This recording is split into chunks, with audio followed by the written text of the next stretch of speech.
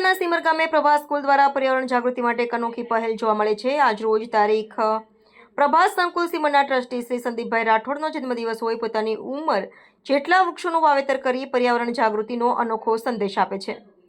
આધુનિક ગ્લોબલ વોર્મિંગના સમયમાં વૃક્ષ ખૂબ મહત્વના છે। સંદીપસિંહ દ્વારા જે પ્રેરણારૂપ કાર્ય કરવામાં આવે છે તે ખરેખર અનુકરણ કરવા યોગ્ય છે। આપણે વધુ નહીં તો એક વૃક્ષ પણ આપણા જન્મદિવસ નિમિત્તે વાવેતર કરીએ તો પર્યાવરણ માટે અને આપણી આવનારી પેઢીઓ માટે એક ઉત્તમ કાર્ય બની રહેશે।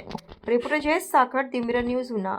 આજરોજ પ્રભાસ શૈક્ષણિક સંકુલના મેનેજિંગ ડાયરેક્ટર શ્રી સંદીપ સરનો જન્મદિવસ છે।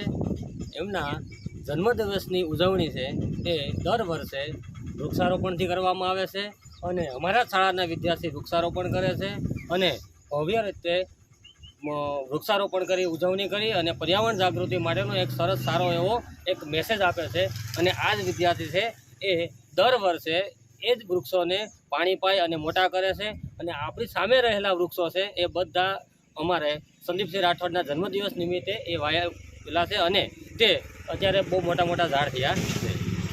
હાય, હું છું ક્રુઝિન સિંઘાનિયા। આપની આસપાસના સત્ય સમાચાર જાણવા માટે જોતા રહો ધી મિરર ન્યૂઝ અને હા, લાઈક અને સબસ્ક્રાઇબ કરવાનું ભૂલતા નહીં। Thank you.